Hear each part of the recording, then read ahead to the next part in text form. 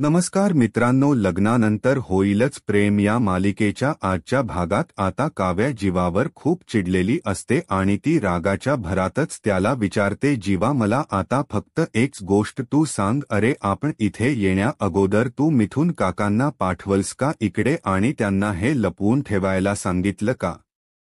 असा प्रश्न जेव्हा ती करते तेव्हा आता तो म्हणतो, नाही ग बाई, मी काहीच कुणाला लपवून ठेवायला सांगितलं नाही, उलट मलाच माहीत नाही हे सगळं गेलं तरी कुठे. तेव्हा ती खरखर बोलायला सांगते आणि शपथसुद्धा घ्यायला लावते. मग आता जीवा हा रागाच्या भरातच तिची शपथ घेतो आणि म्हणतो, मला खरंच याबद्दल काही म्हणजे काहीच माहीत नाहीये. तेव्हा काव्या एकदमच शांत राहते आणि म्हणते, ठीक आहे, हा मला एक तरी गोष्ट माहीत आहे की तू माझी खोटी शपथ कधी घेऊ शकत नाही, पण चल ठीक आहे, या सगळ्या गोष्टी तू लपवल्या नाहीयेस ना, पण केलं रे मी मान्य, पण हे सगळे पुरावे कोणाला दिसले नाही पाहिजेत, कुणी पाहिले नाही पाहिजेत आणि म्हणूनच देवाने सगळं तुझं ऐकलंच की. आणि जर असं तुला वाटत असेल ना तर हा तुझा गैरसमज आहे जीवा, कारण ही काव्या कुणाचा आता ऐकणार नाहीये. तूच आपल्या प्रेमाचे पुरावे नष्ट केलेस ना, पण मी आपल्यातलं असणार प्रेम सर्वांना सांगणार म्हणजे सांगणार, अशी धमकीच काव्या जीवाला देते. तर काव्यात सारखं सारखं हे बोलणं ऐकून जीवा सुद्धा वैतागतो आणि रागातच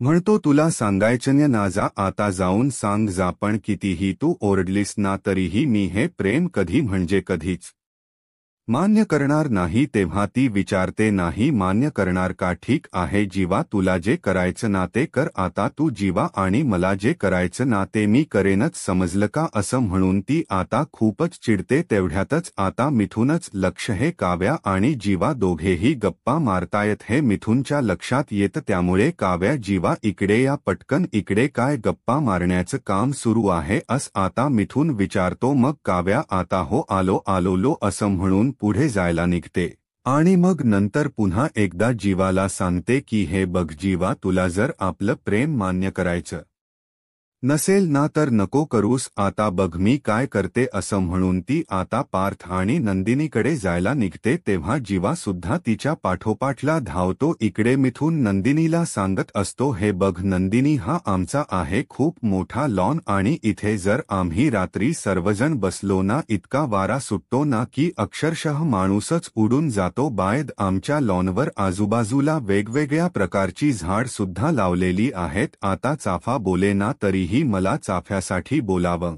लागतं. नारळ आहेत, लिंबू आहेत, फणस, बांबू, ही सगळी म्हणजे सगळीच झाड लावलेली आहेत. त्यानंतर आता तो मानिनी बद्दल सांगू लागतो आणि म्हणतो, सर्वात महत्त्वाचं झाड म्हणजे कढीपत्ता, कारण हा कढीपत्ता आहे ना तो आपल्या वहिनीला एवढा आवडतो की प्रत्येक भाजीमध्ये कढीपत्ता लागतो त्यांना, म्हणजे कढीपत्त्याची कढी, कढीपत्त्याची चटणी आणि कढीपत्त्याचे पोहे. त्याचबरोबर केस मोठे होण्यासाठी कढीपत्त्याचा रस सुद्धा लावतात.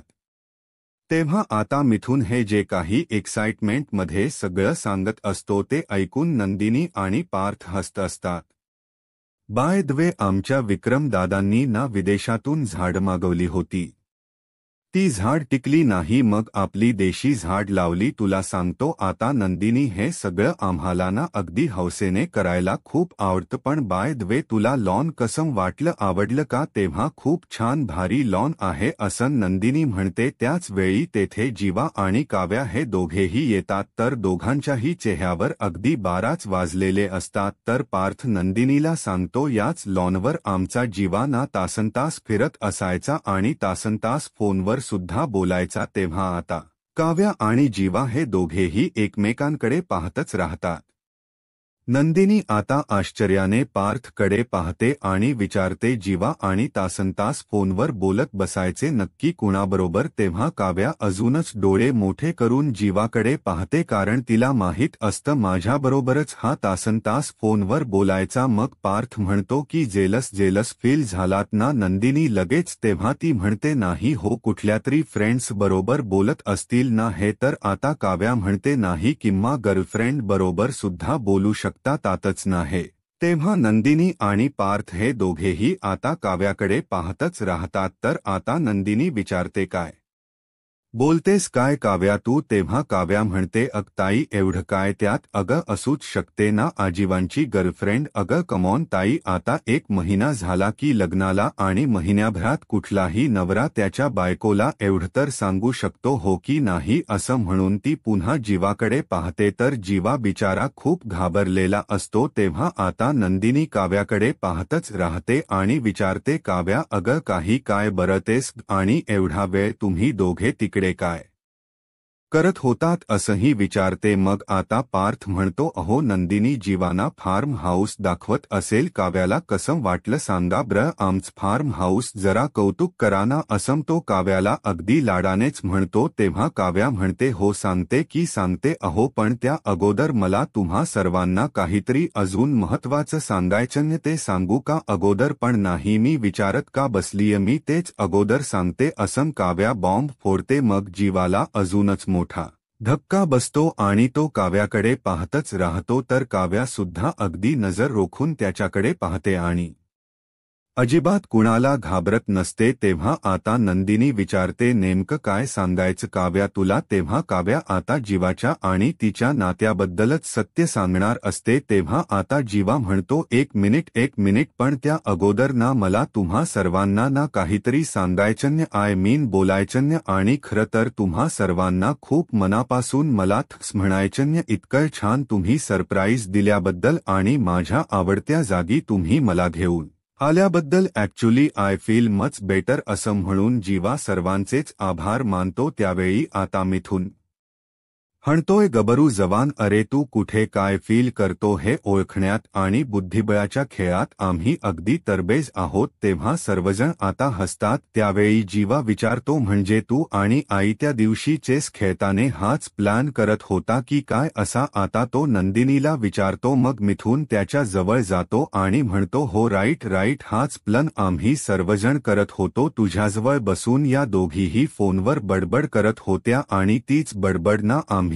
पार्थ व मी किचनमध्ये बसून ऐकत होतो. पण आता काय करणार बाबा, आमचा हा प्लॅन होता. तू रूम मधून जायला तयार नाही, तिथेच चिटकून बसला. मग आता काय करणार आम्ही? तेव्हा पार्थ हसतो आणि म्हणतो, बरोबर आहे जीवा, तुला इथे घेऊन येण्यासाठी एवढं प्लॅनिंग केलं, मग थ्यू काय तू आम्हाला ना दंडवत घातलं पाहिजे. तेव्हा मिथून म्हणतो, इस आय लाईक दिस. तेव्हा जीवा म्हणतो, हो ठीक आहे घालतो की दंडवत असं म्हणून तो खाली वाकणार असतो. पण आता मिथून म्हणतो, नाही हा. त्यावेळी पार्थ सांगतो, हे बघ तू छान फील केलं ना जीवा, तर आम्हालाही अगदी छान फील होतं. त्यावेळी आता काव्या सगळं बोलणं ऐकून घेते आणि विचारते, ब्र तुमचं झालं असेल तर मलाही काहीतरी बोलायचं, माझं काहीतरी ऐकून घ्याल की नाही? मग नंदिनी म्हणते, बोल बाई बोल, नक्की काय बोलायचे? तेव्हा मिथून सांगतो, अरे बाबांनो, तुम्ही जर इथे बोलत बसला तर रात्र कधी होईल ना सांगता सुद्धा येणार नाही. आपल्याला आता संध्याकाळची तयारी सुद्धा करायची आहे, कारण आपल्या त्या जनाबाई आहेत ना, त्या खास मटण आणि ज्वारीची भाकरी आणि खरडा याची तयारी करणार आहेत. नंदिनी खुश होत म्हणते, अरे वाह खरंच का? मिथून सांगतो की मी त्यांना सांगितलं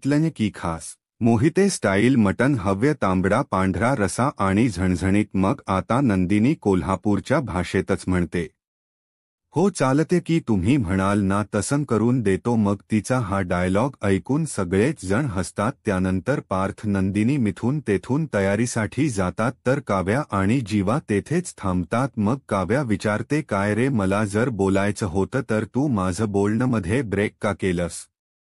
तुला जे करायचं ते तू करतोस ना.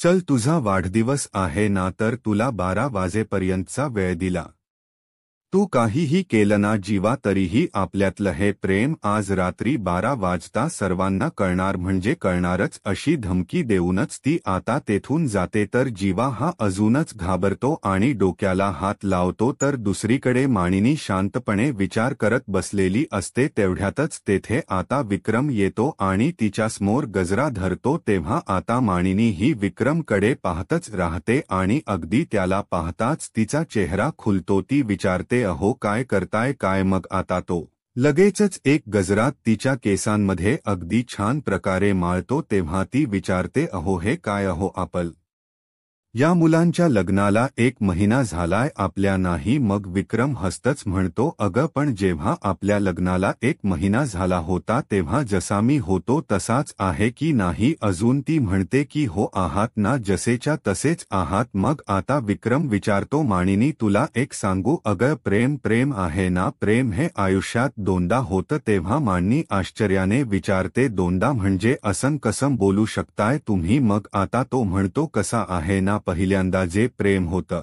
ना ते फक्त बाह्य सौंदर्यावर म्हणजे बघितल्या क्षणी जे होतं ना त्याला प्रेम म्हणायचं. म्हणजे एखादी व्यक्ती सत आपल्या डोळ्यासमोर येत राहिली त्यातून होणार जे प्रेम असतं ना तेच प्रेम. त्यानंतर मानिनी रागातच विचारते, आणि दुसऱ्यांदा काय हो, दुसऱ्या व्यक्तीवर असं म्हणायचं का तुम्हाला?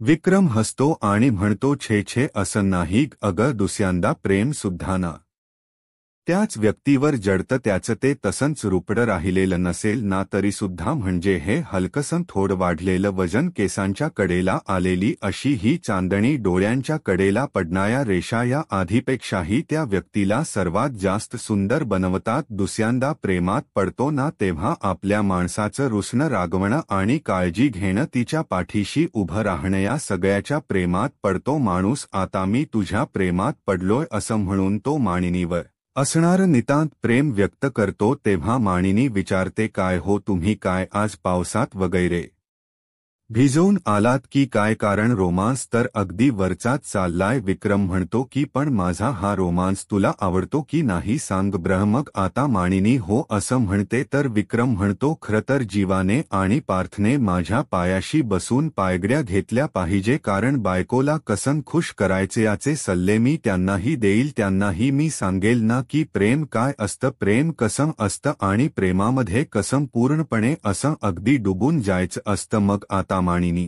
एकदमच विक्रमच बोलणं ऐकून शांत होते आणि तिला गुरुजींच बोलणं आठवतं की जीवाच्या मनात जे काही सलतय त्याने ते सांगितलं नाही तर खूप मोठा प्रॉब्लेम होऊ शकतो. आणि त्यानंतर हे सुद्धा आठवतं की गुरुजींनी असंही सांगितले, पुढचे काही दिवस जीवाला आगीपासून सावध राहायला सांगितले. तिच्या मनात हीच भीती तिला सतावत असते. त्यामुळे आता तो विचारतो, म्हणजे आगीपासून सावध राहणं म्हणजे नक्की काय ग मानिनी? मग आता साठे गुरुजींनी जेवढं काही सांगितलं तेवढं मानिनी विक्रमला सांगते. तेव्हा तो म्हणतो, मानिनी कशावर सुद्धा काय विश्वास ठेवते, असं काही नसतं. आणि तुला सांगू, जर असं काही होणार असेल तर तुम्ही काहीही करा ते कधीच चुकवता येत नाही तुम्हाला. आता मला सांग, माझ्या नशिबात अपघात हा लिहिलेला होता, मग तू भेटली की नाही मला? तेव्हा मानिनी विचारते, काय हो तुम्ही नक्की प्रेम व्यक्त करताय की फिरकीच घेताय माझी आता? तेव्हा आता तो म्हणतो, नको ग मानिनी, फार विचार नको करूस तू आता. अगं तुला मी सांगतोय, आपली मुलना तिकडे फार्म हाऊसवर अगदी सॉलिड मजा करत असतील आणि सॉलिड मजा सुद्धा करत असतील. आणि या सगळ्यांच्यामध्ये जर कोणी खरंच राबत असेल ना तर ती बिचारी नंदिनी. इकडे नंदिनी आता किचन मधून बाहेर येते आणि म्हणते, काव्या झालं बाबा एकदाच घातलं ते मटण शिजायला. मी म्हटलं होतं आता हे मोहिते स्टाईल मटण जरा झणझणीत करेल, परंतु नंतर माझ्या लक्षात आलं की नको, कारण जीवा हे एवढं झणझणीत मटण कधीही खाणार नाहीत. आणि हे पार्थ सुद्धा काय कमाल आहेत, अगं एकदम अप्रण वगैरे घालून मला स्टाईल मध्येच मदत करायला आले होते. पण बाय द वे तुझ्यासाठी एक खूप छान गंमत करता येते असं नंदिनी आता सांगते. तेव्हा काव्याला यामध्ये काहीच एक इंटरेस्ट नसतो, त्यामुळे ती ताडकन उठते आणि बाहेर जायला निघते. तेव्हा नंदिनी तिचा हात पकडते आणि तिला विचारते, काय अगं झालं काय? मी तुझ्याशी बोलतीये ना, मग तुला असं अचानक उठून जायला काय झालं? अगं बोलत का नाही येत तू माझ्याशी? अगं निघताना केवढा उत्साह होता तुला आणि आता अचानक काय झालं? एकदम चेहरा पाडून बसलीस, काय झालं? काय सांग ना मला, सगळं ठीक आहे ना? तेव्हा काव्या म्हणते, सगळं काही ठीक आहे, ही वेळ पटापट पुढे सरकत नाही ना, त्याचं जरा टेन्शन आले आणि म्हणून माझी चिडचिड होती असं ती आता नंदिनीला सांगते. तेव्हा नंदिनी आता गालातच हसते आणि म्हणते, अगं मला एक कळत नाही अगदी कशावरून सुद्धा चिडचिड होत असते आणि वेळ अशी पटापट पुढे सरकावी असं तुला का वाटतं? मला कळतच नाही काव्या सांगते 12 कधी वाजता येत ना याची मी वाट बघतीये। मग आता नंदिनी हसते आणि म्हणते मी सुद्धा त्याचीच वाट बघतीये। त्यावेळी काव्या विचारते असन का ब्र तू का बघती आता वाट? तेव्हा असन काय करतेस? अग आज जीवांचा खास दिवस आहे ना, त्यांचा बर्थडे आहे ना म्हणून असन नंदिनी हसतच सांगते। तेव्हा काव्याला धक्का बसतो आणि ती नंदिनीकडे पाहतच राहते। तेव्हा ती आता म्हणते मी जीवांसाठी खास सरप्राईज प्लॅन केले। त्यावेळी का ब्र कसलं सरप्राईज प्लॅन केले असन काव्या विचारते। मग नंदिनी म्हणते पण तू हसायचं नाही, मी तुला सांगेन। तेव्हा काव्य एकदम सिरियस होऊन बोलते की नाही ग, मी कशाला हसेल सांग की? मग नंदिनी जरा लाजतच सांगू लागते मी ना एक कविता केली आहे जीवांसाठी। तेव्हा आता काव्याला मोठा धक्काच बसतो आणि ती विचारते ताई तू कविता केलीयस? अगं कविता केव्हा करतात माहिती? एका माणस प्रेमात पडल्यानंतर मला एक सांग आता तू जीवाच्या प्रेमात तर नाही ना पडलीस? तेव्हा नंदिनी आता गालातच हसते आणि तिला लग्नानंतरचे सर्व क्षण आठवू लागतात। जीवाबरोबर घालवलेला प्रत्येक क्षण आणि क्षण तिला आठवू लागतो की कशाप्रकारे जीवा मला अगदी किती सपोर्ट करतोय आणि माझ्या प्रत्येक सुखदुःखामध्ये सामील होतोय, माझी किती केअर करतोय आणि मला किती समजून घेतोय। हे सगळं आठवून आता नंदिनी एकदमच खुश होते। तर नंदिनीला भानावर पुन्हा आणत काव्या विचारते सांग ना ग ताई तू जीवाच्या प्रेमात वगैरे तर पडली नाहीयेस ना? त्यावरती नंदिनी उत्तर देते अगं प्रेमात पडण्याची घाई नाहीये मला आणि प्रेम वगैरे असं नाही, परंतु आमच्यात छान मैत्री व्हायला हवी, आमच्यामध्ये छान छान असे संवाद व्हायला हवेत। प्रेमाचं काय ग, लग्नानंतर होईलच की प्रेम भरभरून जीवाबद्दल बोलताच काव्याच्या पायाखालची जमीन सरकते आणि ती आता आश्चर्याने नंदिनीकडे पाहते, कारण जर नंदिनी ताई आता जीवाच्या प्रेमात पडली तर करायचं काय हा प्रश्न काव्यासमोर उभा राहतो। त्यानंतर आता काव्या विचारते पण जीवा लग्ना अगोदरच कुणाच्या जर प्रेमात असतील तर? तेव्हा नंदिनी काव्याकडे खूप आश्चर्याने पाहते। इकडे जीवाच मन अजिबातच त्यावर नसतं, तो फक्त आणि फक्त काव्याचाच विचार करत असतो, कारण काव्या खरंच हा आमच्या प्रेमाचा बॉम्ब फोडेल का याचा विचार त्याच्या मनात जेव्हा असतो तेव्हा तो एकदमच शांत राहतो। तेवढ्यातच आता पार्थ तेथे येतो आणि त्याला विचारतो काय रे जीवा काय झालं? तर जीवा पार्थाला म्हणून एकदमच दचकून जातो आणि म्हणतो दादा तू मग आता तू अचानक असा हात ठेवला म्हणून मी घाबरलो ना रे, म्हणून तू ह्या अपरांमध्ये खूपच हसम दिसतो रे असन जीवा कॉम्प्लिमेंट देतो। त्यावेळी पार्थ म्हणतो अरे तू माझा भाऊ आहेस ना आणि एवढे मेमेळीत कॉम्प्लिमेंट जरा हटके कॉम्प्लिमेंट दे की? तेव्हा जीवा हसतो आणि म्हणतो हंडसम हंग दिसतोय। तेव्हा पार्थ हसतो आणि म्हणतो आता कशी अगदी तुझ्या स्टाईलमध्ये तू कॉम्प्लिमेंट दिलेस, त्यानंतर आता हे बघ तुझ्यासाठी मी रस्सा बनवलाय बघ ब्र कसा झालाय अस आता पार्थ म्हणतो। त्यावेळी तो म्हणतो मूड नाहीये रे दादा माझा आता, तेव्हा तुझा तर इथे यायचा सुद्धा मूड नव्हता होता पण आलासच ना असं पार्थ म्हणतो आणि त्याला तो रसा प्यायला सांगतो आणि कसा झालाय असं विचारतो। तेव्हा जीवा कॉम्प्लिमेंट देत म्हणतो खूप छान झालाय आणि नेहमीपेक्षा चव सुद्धा वेगळी आहे, खूप सुंदर। मग आता पार्थ हसूनच म्हणतो होणारच ना, कारण तुझ्या बायकोने तुझ्यासाठी खास केलाय, पण हा एवढा छान रस्सा टेस्टी होणारच असं म्हणून तो जीवाकडे पाहून हसतो। त्यानंतर पार्थ म्हणतो ऐक ना, हा सगळा बेत ना तुझ्या लाडक्या बायकोचा आहे, हे अप्रॉन वगैरे घालून ना मी फक्त शायनिंग मारत होतो, ये ना आता इकडे। जीवा म्हणतो नको ना दादा, तरीही पार्थ आता जबरदस्तीने त्याला दुसरीकडे घेऊन जातो आणि त्यानंतर हसतच सांगतो ऐक ना रे, मी आता जी डिश बनवतोय ना ती तुझ्या आणि काव्याच्या आवडीची आहे ब्र, चल आता संपव आलोच मी असं म्हणून पार तेथून जातो। तर जीवा आता मनातच म्हणतो मला आता माझं आणि काव्याच नाव अशी एकत्र ऐकायला सुद्धा खूपच भीती वाटायला लागली। मग त्यानंतर आता जीवाच लक्ष मिथूनकडे जातं, तर मिथून अगदी चोर पावला नेच दुसरीकडे निघालेला असतो। तेव्हा आता जीवा विचार करतो बापरे मिथून काका आणि असा चोर पावलांनी कुठे बर निघाला असेल आता मलाच बघायला, व असं म्हणून तो मिथूनच्या पाठोपाठ जातो। इकडे काव्या विचारते, ताई लग्ना अगोदर जर जीवाच दुसऱ्या कोणत्या मुलीवर प्रेम असेल तर मग तू काय करणार आहेस? तेव्हा नंदिनीला आठवतं की जीवाचं खरोखर एका मुलीवर प्रेम होतं, परंतु ते एकतर्फी आणि त्यांच्या प्रेमाच्या सगळ्या आठवणी त्याचबरोबर सगळ्या खानाखोना मी पाहिल्या आहे. हे सगळं नंदिनीला आठवल्यानंतर आता ती एकदमच शांत होते. मग काव्या पुन्हा पुन्हा तिला विचारते, अगं सांग ना ताई, बोल ना ताई. तेव्हा नंदिनी म्हणते, अगं असेल आता लग्न अगोदर प्रेम तर असू देत की, हे बघ आता लग्ना अगोदर जे असेल ना ते असेल, पण आता मनाच्या साक्षीने आमच्या दोघांची गाठ बांधली गेली आहे ना, तेच माझ्यासाठी पुरेस आहे. तेव्हा कोणत्या मातीची बनली आहेस ताई तू? काव्य आता प्रश्न करते. तेव्हा नंदिनी म्हणते, अगं मगाशीच पार्थने सांगितलं ना की तासनतास जेव्हा लॉनमध्ये असा फेया मारून तासनतास गप्पा मारत असायचा, मग ते कोणाशी गप्पा मारत असायचा, त्यांचं फोनवर नक्की काय बोलणं व्हायचं, ते नक्की काय बोलत असायचे हे विचार नाहीयेत का तुझ्या डोक्यात? अगं जराही डाऊट येत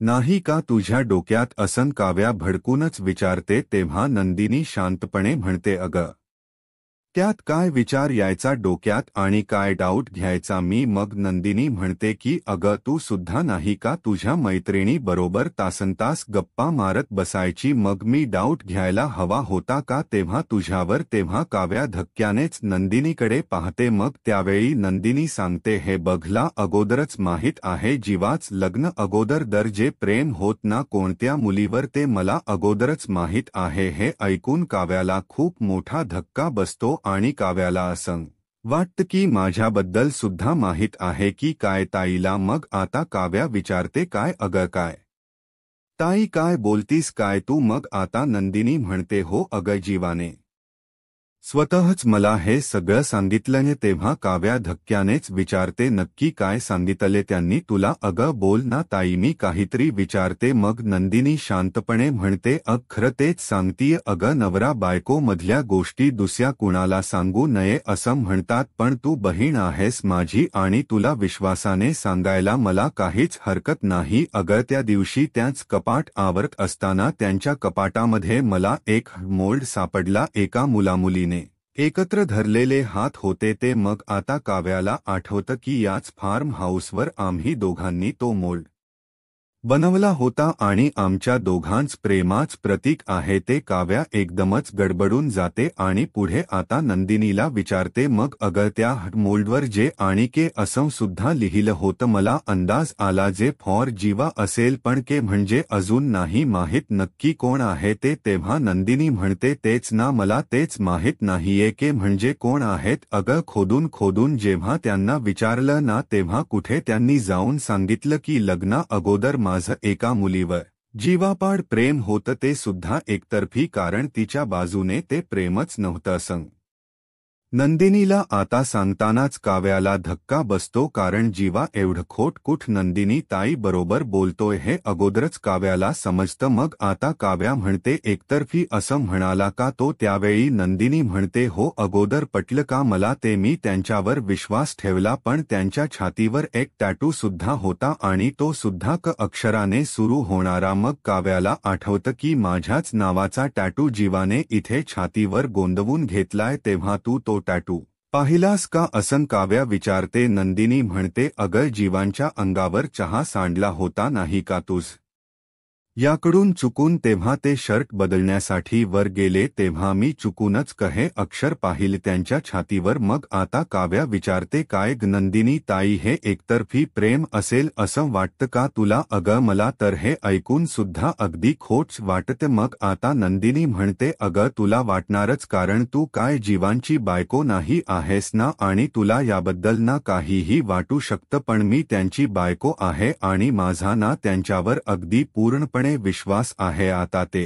म्हणतायत ना एकतर्फी प्रेम आहे, तर कदाचित तसंही असू शकतं. तेव्हा काव्या मोकळा श्वास घेते आणि म्हणते माहित आहे मला मी जीवाची बायको नाहीये पण यू नो हॉट ताई अगं मी जर जीवाची बायको असते तर ते क अक्षरावरून काय नाव आहे ना ते मी नक्कीच शोधून काढलं असतं तेव्हा नंदिनीला अचानकच धक्का बसतो आणि ती धक्क्यानेच काव्याकडे पाहते मित्रांनो पुढील भागामध्ये काव्या विचारते काय वाटतं ग ताई तुला क वर्ण काय नाव असू शकतं त्या जीवाच्या छातीवर मग नंदिनी म्हणते काव्या प्लीज काय वेडेपणाचा चालवलायस तेव्हा काव्या आता तिचा हात पकडते आणि म्हणते क्युरोसिटी आहे अगं विचार कर ना ताई जरा मग आता नंदिनी म्हणते ठीक आहे मला असं वाटतं ना फार मोठं नाव नसावं ते फक्त 2 किंवा 3 अक्षरीच असू शकतं त्यावेळी काव्या विचारते किंवा 2.5 अक्षरी सुद्धा असू शकतं ना मग आता काव्या अगं 2.5 अक्षरी म्हणजे काव्या सुद्धा असू शकतं ना असा नंदिनी थेट प्रश्न काव्यालाच करते मग नंदिनी आता एकदमच शॉक होते आणि विचारते काव्याच असेल तर तीच काव्या जर तू असेल तर असं म्हणून ती काव्याला जा विचारते तेव्हा काव्या घाबरते आता पुढे काय होईल हे पाहायला आत्ताच माझा